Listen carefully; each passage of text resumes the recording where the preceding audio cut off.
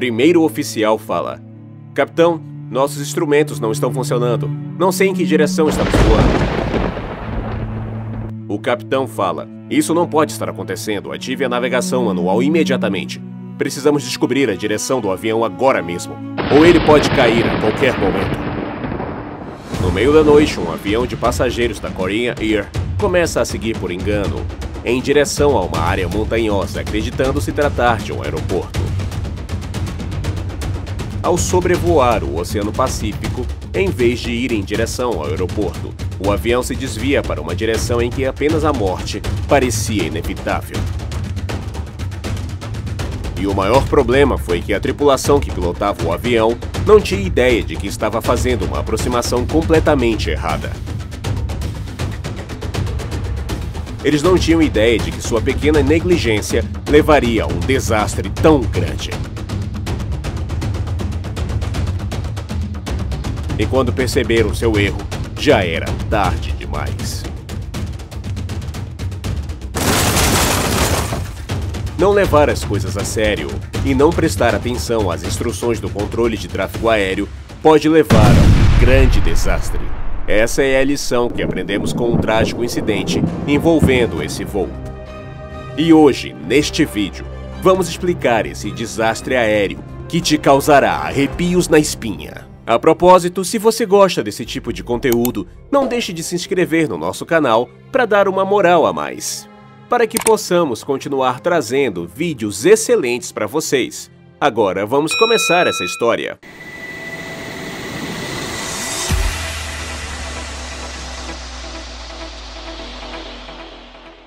Na tela você está vendo a aeronave Boeing 747-300, que foi usada no voo 801 da Korean Air. Essa aeronave está voando há quase 4 horas em sua jornada e agora está muito perto do seu destino. Não houve nenhum mau funcionamento ou falha de instrumento nesse avião. No entanto, apesar disso, a atmosfera da cabine de comando está carregada de muita tensão. Porque a tripulação de voo acabou de perceber que está fazendo uma abordagem muito errada. O capitão e todos os outros membros da tripulação estão enfrentando diretamente a perspectiva da própria morte. Agora, eles não têm outra opção a não ser se lembrar de Deus. É muito triste, mas a tripulação de voo também foi responsável por levar o voo 801 a essa condição. Especialmente o capitão Park Yeon-chue, que tem 42 anos de idade e 9.000 horas de experiência de voo. É interessante observar que, de acordo com a programação original, Park Yeon-chue não deveria estar nesse avião. Na verdade, o capitão Park deveria estar em um voo para Dubai. No entanto, como ele não descansou o suficiente antes da viagem para Dubai, a companhia aérea o transferiu para o voo 801, que era um voo mais curto em comparação com Dubai. Na cabine de comando, além do capitão Park, também estava um primeiro oficial, Song Kyo-ho, de 40 anos, e o engenheiro de voo, Nam Song-kun, de 57 anos. O primeiro oficial tem 4.000 horas de experiência de voo, enquanto o engenheiro de voo, Nam Song-kun, é um piloto veterano com 13.000 horas de voo de experiência. Neste momento, toda a experiência deles está sendo posta à prova porque o alarme de proximidade com o solo está soando no avião, indicando que o avião pode cair a qualquer momento.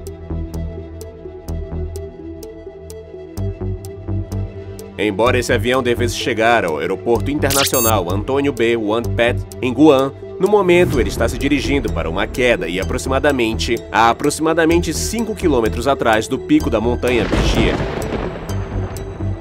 Agora, como o voo 801 se desviou tanto de seu destino, vamos descobrir a partir do começo. 5 horas antes do acidente. Aeroporto Internacional de Gimpo, Seul, Coreia do Sul, 6 de agosto de 1997. Já está anoitecendo e é perto das 8 horas da noite. Neste momento, uma aeronave Boeing 747-300 está sendo preparada para decolar no aeroporto. Este é o voo 801 da Korean Air, que tem como destino Guam. Neste momento, verificações essenciais de rotina no avião estão sendo realizadas simultaneamente ao embarque de passageiros. Aproximadamente 5 horas de combustível são abastecidas no avião para esse voo, e todos os 235 passageiros embarcaram pontualmente. Além dos passageiros, também há 19 membros da tripulação no avião, elevando o número total de pessoas a bordo para 254. Depois que todas as verificações e formalidades necessárias são concluídas, o avião é empurrado para a pista de decolagem. E no horário previsto, o avião está pronto para decolar rumo ao seu destino. Poucos minutos depois, o avião recebe a autorização de decolagem do controle de tráfego aéreo, o ATC, e em seguida começa a acelerar na pista.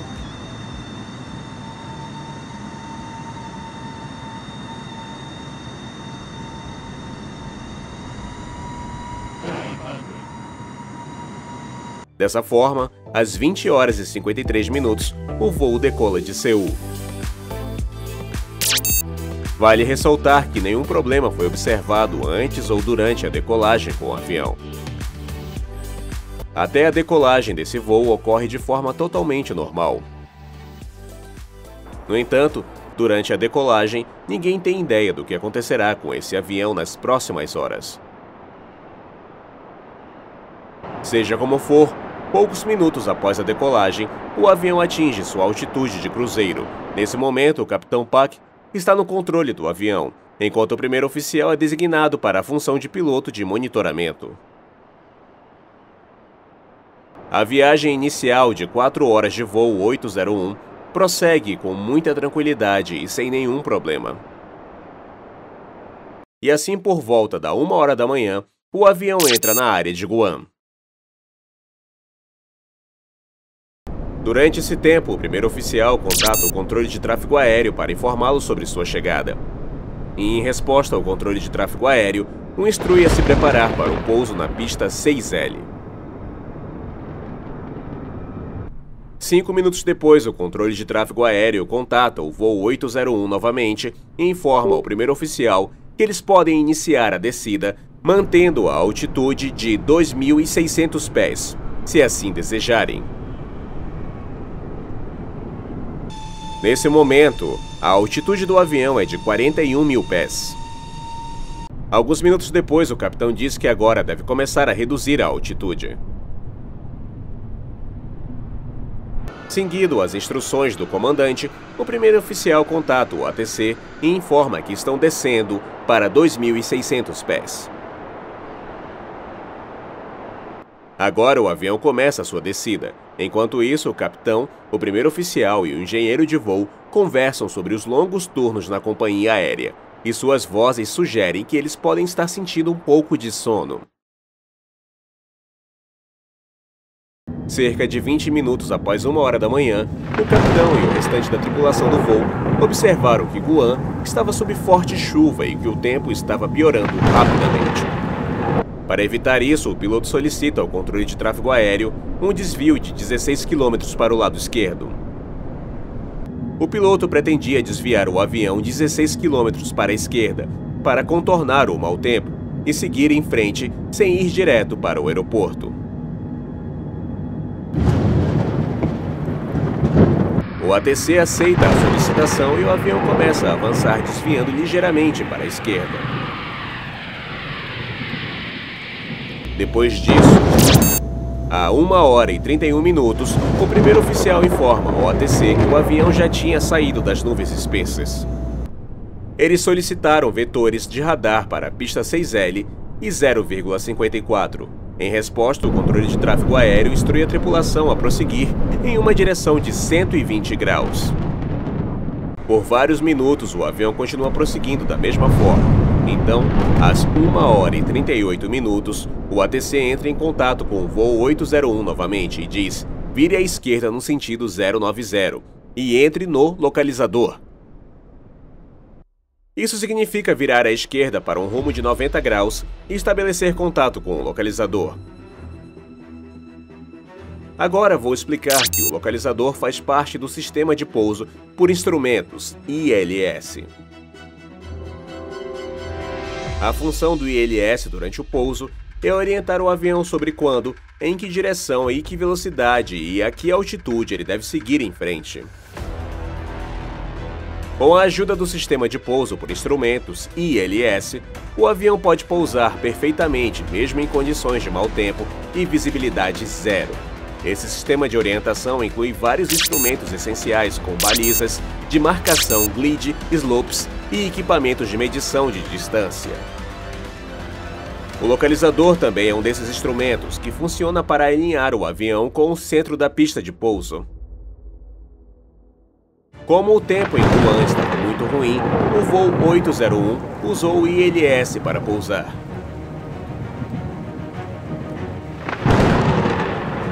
Um minuto depois de falar com o ATC, às 1h39, o voo 801 recebeu outra mensagem dele. Essa mensagem foi a mais importante do incidente. A mensagem dizia: Korean Air 801 liberado para o pouso por ILS na pista 6L. Glide slope inutilizável.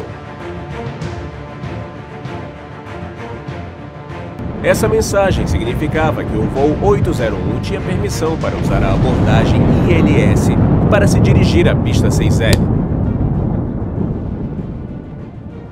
A última parte da mensagem, glide slope inutilizável, significava que o glide slope não estava funcionando e não podia ser usado.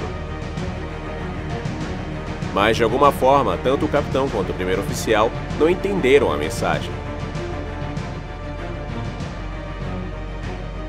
Isso pode ter vários motivos diferentes.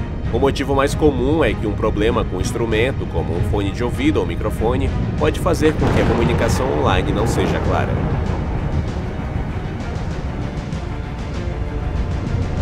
Talvez o capitão não tenha ouvido claramente a mensagem glide slope inutilizável, mas seja qual for o motivo, o capitão e o primeiro oficial perderam informações muito importantes, o que viria a ser um grande problema para eles. Assim, alguns segundos depois de receber essa mensagem do ATC, o engenheiro de voo pergunta se o glide slope está funcionando. Então, depois de pensar um pouco, o capitão responde: sim, o glide slope está funcionando. Na realidade, o avião estava captando sinais de algum dispositivo eletrônico irrelevante no solo, o que levou o capitão a acreditar erroneamente que se tratava do sinal do glide slope. Aqui quero esclarecer que a função do glide slope é gerenciar a altitude do avião durante o pouso em condições de visibilidade baixa ou nula. O glide slope calcula e orienta o avião sobre quando e em que altitude ele deve ser mantido. Naquela ocasião, o voo 801 estava avançando com base no sinal de algum dispositivo irrelevante, pensando erroneamente que se tratava do sinal do glide slope, que estava os levando em direção à montanha Bia Piquet, a mais de 5 km de distância da pista de pouso. Agora, na cabine de comando, o primeiro oficial e o engenheiro de voo questionam repetidamente se o glide slope está de fato funcionando corretamente. E finalmente, após as perguntas, o capitão também reconhece que o glide slope não está funcionando corretamente. Ao mesmo tempo, eles continuam diminuindo a altitude do avião. O avião se encontra agora a uma altitude de 2.600 pés. Durante esse tempo, o capitão diz: como hoje o glide slope não está funcionando corretamente, mantenha a altitude em 1.440 pés. O primeiro oficial aceita imediatamente a orientação do capitão e ajusta prontamente a altitude do avião para 1.440 pés. A 1h40, o voo 801 entra em contato com a torre de controle de Agona e recebe autorização para pousar na pista 6L. Lembre-se de que, devido ao mau tempo e às condições noturnas, a tripulação não consegue ver nada do lado de fora, confiando apenas na aproximação ILS para prosseguir. Ao receber a autorização de pouso, o primeiro oficial começa a seguir a lista de verificação de pouso. Durante esse tempo, o capitão deu instruções para reduzir a altitude do avião para 560 pés, que era a MDA, a altitude mínima de descida publicada. Na verdade, MDA significa altitude mínima de descida, que é a altitude mais baixa para a qual uma aeronave pode descer durante uma aproximação de não precisão. Isso significa que, se a pista não estiver visível no momento em que a aeronave atingir essa altitude, o pouso deverá ser abortado. No entanto, a tripulação de voo 801 ainda estava presa no dilema de saber se o glide slope estava funcionando ou não. Em poucos segundos, o avião atinge uma altitude de 560 pés e os alarmes de altitude mínima e taxa de afundamento começam a soar na cabine de comando. Nesse momento, o avião está descendo a uma velocidade de 1.400 pés por minuto, ao que o primeiro oficial comenta: a taxa de afundamento está boa.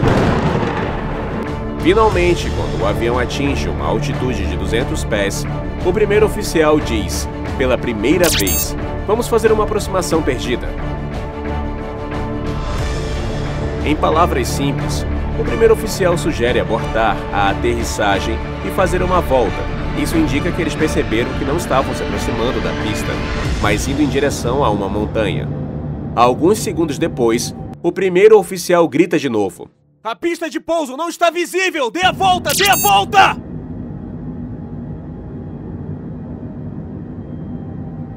Na realidade, o avião ainda estava cerca de 5 quilômetros atrás da pista de pouso na área montanhosa de Bigia, que a tripulação havia confundido com a pista de pouso até então. Agora que perceberam seu erro, começaram a aumentar a velocidade do avião para fazer uma volta. Entretanto, já era tarde demais para fazer tudo isso, pois o avião havia descido muito abaixo da MDA. O capitão empurra a alavanca de propulsão totalmente para frente para aumentar a velocidade do avião, mas, infelizmente, isso não faz nenhuma diferença nesse momento. Em segundos, o alarme de proximidade com o solo do cockpit começa a soar. Em seguida, a parte inferior do avião bate em árvores. E, a 1h42 e 26 segundos, com uma forte explosão, a aeronave se choca contra o pico Bigia.